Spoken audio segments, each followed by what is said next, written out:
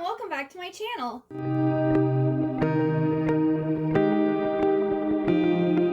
This is going to be my dedicated reading vlog for Last Chance Books by Kelsey Rodkey. And I already started the book. So I went and downloaded the audiobook from Libby. And I listened to the first 2 chapters last night on the way back from my parents' house. And it's really good so far. The only thing is I thought it was like an adult romance, but it's actually a YA. Like, I don't know if it's YA romance or YA contemporary, but it's not actually adult. I really like the first 2 chapters that I listened to. We follow this girl named Madeline who works in this like indie bookstore called Books and More. And the Moore is like Moore, which is her family's last name. And I believe her aunt actually owns the bookstore. And she's hoping to like take over the bookstore once she finishes college. And it's currently the summer before she starts her first year in college.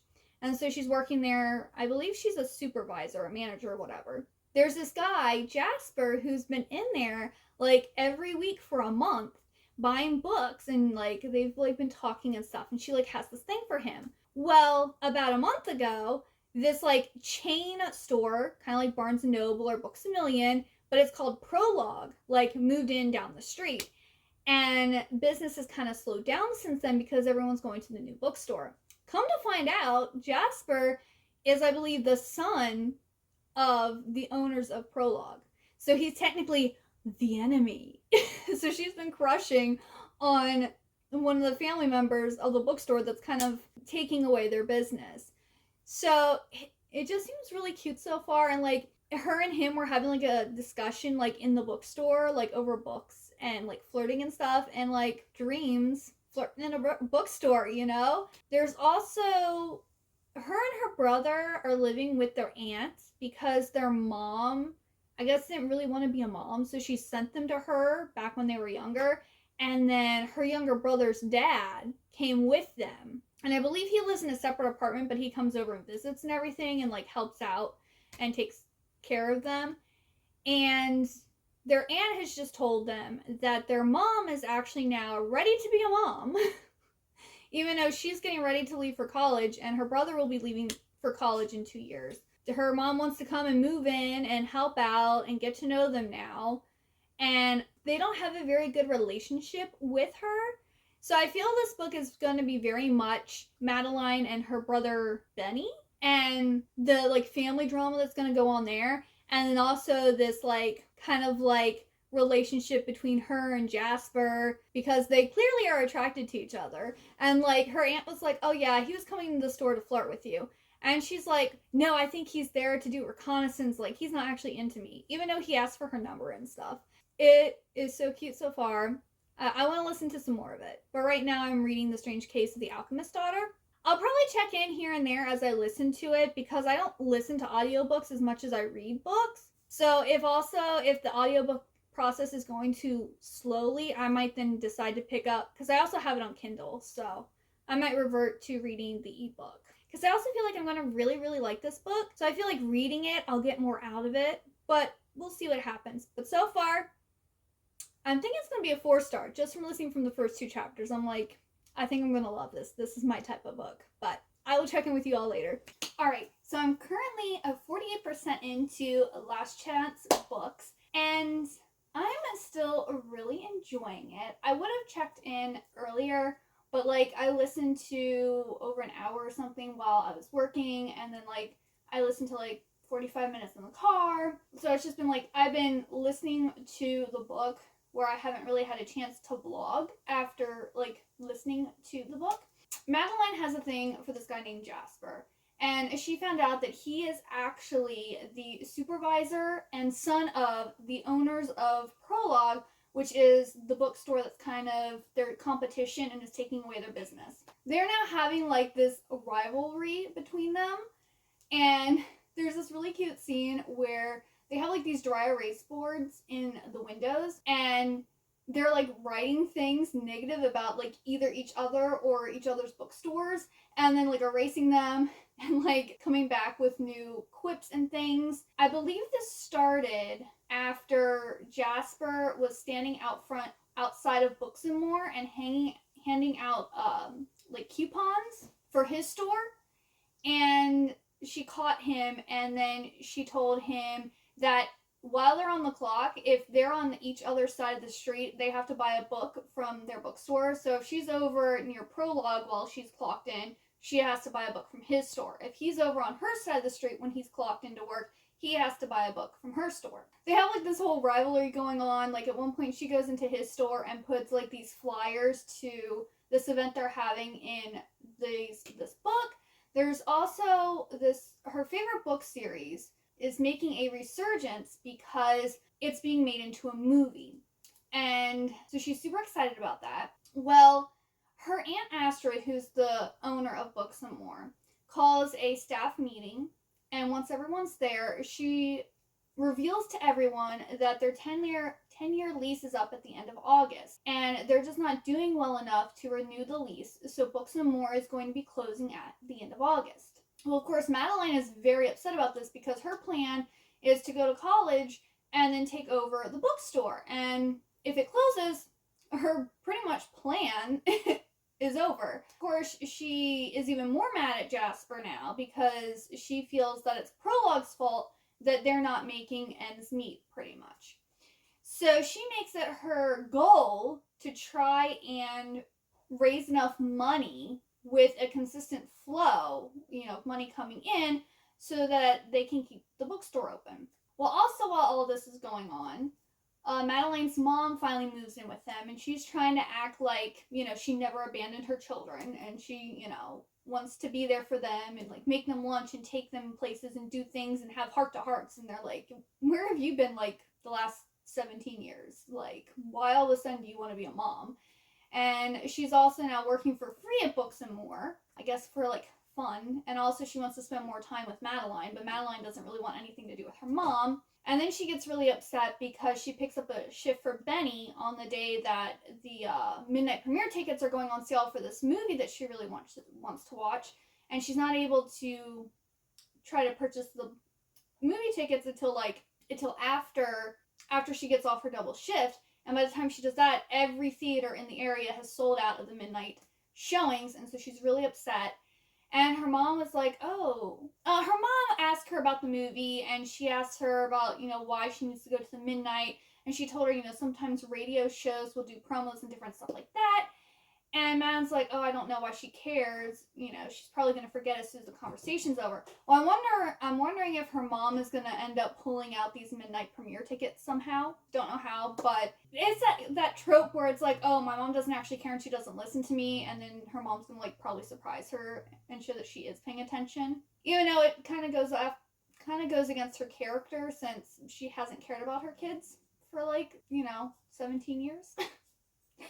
So then also, on top of her trying to figure out things to do, her and her friend Zelda, who is internet famous, she has 10,000 subscribers or followers or whatever, they decide that they're going to do a fundraiser and they're going to promote it on her channel. She also reaches out to, I guess, the tour agent who's in charge of the author of the book series and wants to know if they can stop at their bookstore on their tour, and it looks like that's going to be going good. And she's also trying to network with local food areas to see if they can maybe sell, some treats and things at the bookstore that can kind of, get more revenue coming in and more people in. Then it gets a little surprising or shocking. So Benny, without telling his sister, the day that she picks up the shift for him and loses out on getting her movie tickets, he'd actually had an interview over at Prologue, and he got the job. And she goes over there, I think, to mess with Jasper or scout out the place, or she went to do something, and she realizes that Benny's working there and he has on a uniform, and of course she freaks out. She gets mad at Jasper, and she's like, I'm gonna get revenge. So she goes in another day while Benny's working, and she pretends like she needs help finding a book, and she wants him to order it for her. Well, she goes in and changes the password and then goes back to her store. I'm guessing Jasper figured out that she changed the password, and he goes rushing across the street and gets hit by a car. It was so, I don't know, maybe if it would have been more impactful, reading the book, but listening to it was all she's watching Jasper, and here comes this car, and he gets hit, and he falls, and I don't know, it was almost funny instead of shocking the way the audiobook did it. I was just like, wait, did he seriously just get hit by a car? Or is she like imagining? No, he really got hit by a car, but it just almost seemed like it wasn't real the way it came off in the book. So it wasn't just like, oh my goodness, he got hit by a car. It was like, did that really happen? So she ends up like rushing out. She feels really bad now. She thinks she caused like him getting hit by a car. She takes him to the hospital, and then she ends up taking him home, and she's like taking care of him. And I believe that's where I left off. They're kind of like, she gets to see his bedroom, and then he guesses what her bedroom looks like, and he's pretty close to what it is, and it kind of seems like they're bonding now. Which, this is like enemies to lovers, but they were like clearly had a crush on each other until she found out that he was the supervisor and some of the owner, for the competing bookstore, and then all of a sudden he was her enemy. And then like once she finds out, he starts like sabotaging their store and stuff. But I think he's doing it to get her attention, but I don't know why he started doing that once she realized who he was. Like before that, he just came in and flirted with her and bought books. But then once she found out who he was, all of a sudden now they're like fighting. So I thought that was a little weird. Like if that was the case, he should have been doing stuff all along, and then her just not realizing that that's what he was doing. But yeah, that's where I'm at so far. I'm almost halfway done with the book now. I'm feeling like this is going to be like a 3-star because I really like it, but it just, like I'm almost halfway through and it just doesn't feel like that much has happened. And like I said, the whole like enemies thing kind of came off a little weird. And it also seems a lot like Confessions of a Curious Bookseller that I read earlier this year and I gave 5 stars to. But that was like, there was really no plot. It was just a hilarity, and she came up with it in her head that she was in competition with this other store that opened up. And she was crazy. Where he's clearly sabotaging her, and she's clearly sabotaging him. But it didn't happen until, like, once it's known that they're actually competitors, which I thought was a little weird. So, yeah, that's where I'm at so far, and I will check back in when I get further into the book. Alright, so I've reached 78% of Last Chance books, so I'm getting really close to being done with it. I'm actually going to stop listening to the audiobook and read the last, like, 22% on my ebook, because I still have almost like 3 hours on the audiobook, and I just feel like it's gonna be faster to get it done if I just read it real quick. But to fill you on what's happened so far, so I think where I left off, she had got the author to come and do a signing at her bookstore, B&M, and her and Jasper were kissing in the break room, I believe is where we left off. So since then, she has been doing more stuff to try to promote B&M. She is in Madeline. They're having the event where the author's going to sign the book tie-in editions of her book. They were also going to have some catering done, but apparently they can't afford it, so Astrid went and canceled the order, and Madeline was all upset. And Madeline found out that also the store is going to be closing at the end of August, that her aunt has been scraping by for a while, and that it's not something she really wants to do, but financially they just can't afford to keep it open, that they barely have any money, and, things are really rough. Madeline was also upset because she thought that her aunt had ordered the movie tie-in edition books, but they sent the old covers, and Madeline assumed that her aunt had messed up and didn't actually order the right ones. And then there's I was right. Madeline's mom did enter one of those radio competitions and won tickets to the midnight premiere of the movie that Madeline really wants to go and see. And she asked Jasper to go. Well, first she asked Zelda, and then Zelda's like, oh, I'm actually visiting my dad, because I think he's in some type of, rehab for, depression. And so, because they're talking about how they need to be very consistent when they make plans because it could mess with his treatment or whatever. So then she asked Jasper, and Jasper's all like, oh yeah, I want to go. We should cosplay. So apparently we find out Jasper is really into fashion, and he actually wants to go to school to be a costume designer. So he's done some cosplay in the past, and he's trying to build this portfolio so that he can get into a good college for fashion. And which is kind of cool. That's neat, you know, having a male love interest who doesn't have a normal, like, male hobby. And Dahlia has been trying to do more things. She's trying to really get in with the kids. Like, she took them miniature golfing, she got the tickets for Madeline. And then at one point during Madeline's birthday, on her birthday, Madeline found out that Astrid had canceled the order for, you know, the catering for the event. And so, you know, she got all mad and everything. And in her anger, she called Astrid mom. And then Dahlia's all like, why are you calling her mom? Does she call you mom normally? Like, she was getting all upset and all, like, offensive. She's like, you know, you agreed never to let them call you that.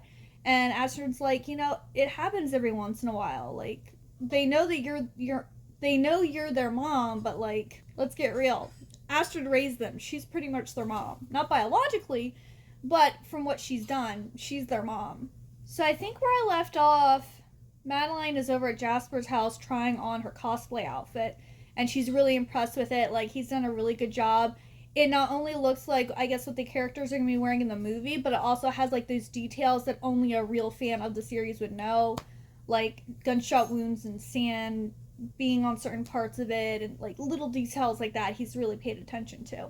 And, yeah, I mean, I'm still really enjoying it. I almost feel like I would enjoy this more if I'd actually read it as a book, because I feel like it's one of those books that you should, like, read in, like, 1 or 2 sittings and get through it. But because I've been listening to it, it's been more, like, drawn out. Like, I've been listening to it for, like, the whole month here and there. So I think that took away from the experience a little bit. Yeah, because it feels more like this could be, like, made into, like, a movie. And a movie you sit down and you watch all in one go. You don't, like, spend a month watching a movie. So I think listening to the audiobook wasn't the best decision on this. But not that the audiobook is bad, it's just I don't have as much time to listen to an audiobook. I haven't been driving around that much, and then, like, it hasn't been really quiet enough for me to, like, listen to it when I have a chance to listen to audiobooks. So, but yeah, tomorrow I'm going to read it. I'm going to read the last, 20 some percent, and then I will wrap up this vlog. So yeah, I'll see you tomorrow. Alright, everyone, so I finished Last Chance Books, and I gave it a 3 stars, because it was good. Like, I enjoyed it, but it wasn't, like, my new favorite thing, and it wasn't, like, super amazing or anything. It was just nice. I did, though, the last, like, 20% that I read on my Kindle versus listening to it, I did enjoy reading it better, so I think I should have just read it. And maybe, like, not only that, but I literally listened and then read it, like, over the span of, like, a whole month. So I didn't, I guess, get the whole experience, because, like, usually if I was reading it, I would read in, like, 2 or 3 days. So I think I should have actually read it physically, and maybe I would have enjoyed it more. Where we left off, Madeline and Jasper are getting it on. They don't do everything, but they do stuff. And then Madeline finds a shipping change for the books that Astrid had ordered that changed the covers of the books. So if you remember earlier, I said how she thought that Astrid had messed up the order and she got the old covers instead of the new movie tie-in editions. Astrid had actually placed the correct order, and Jasper had called pretending to work at B&M and changed the order to be the old covers. So Madeline finds out, and she's really upset, and she's having, like, this really hard time, because she also heard Dahlia on the phone talking about how she got an audition for a part, because Dahlia is trying to be an actress. And then because she also found out that B&M was for sure closing at the end of August, she just feels like she's losing everything and she can't rely on anyone, and everything's spiraling out of control. So she gets really mad and, like, tells Jasper off and then leaves. She ends up taking Dahlia to the movie premiere because Zella still can't go, and now she's not talking to Jasper because of what he did. Even though he did send his friend Grant over with the cosplay outfit for her, and Dahlia was like, you know what? Wear it. He might have been a jerk and messed up, but he did a really good job on the outfit, and you deserve to wear that too, the midnight premiere.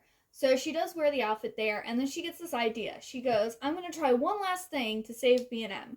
So she tells people at the premiere that they're actually going to have a cosplay contest, and that the guy who's playing the villain in the movie will like tweet the winner's costume or whatever, and that Isla, who's the author of the book series, will be judging the contest. And so then, because she finds out Dahlia knows the guy who's the villain in, I think it's called the Discordant series. Of course, this is a made-up series that doesn't actually exist. But he, like, tweets about it, and then, like, Zelda, who is, you know, has, like, 10,000 subscribers on YouTube, she, like, posts about it. So they're getting buzz for the, you know, author signing at B&M.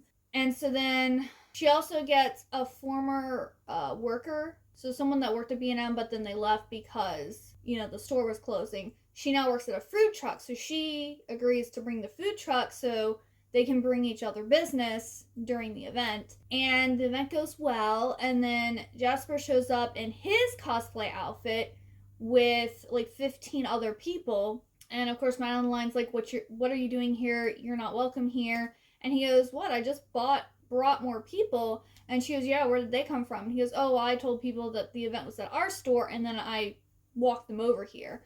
And so then he explained to her that when he messed with her order, it was right after she had just messed with their inventory system and had written on his car. So he was just like really upset. And so he kind of did it out of anger. He was going to tell her, but then she said it was too late to fix it and she didn't care anymore. So then he just never brought it up, and he didn't think that she was going to find out. Well, his parents then also show up with like, I think it was 4 boxes of the books with the movie tie-in edition covers. And they're like, we're so sorry for what Jasper did.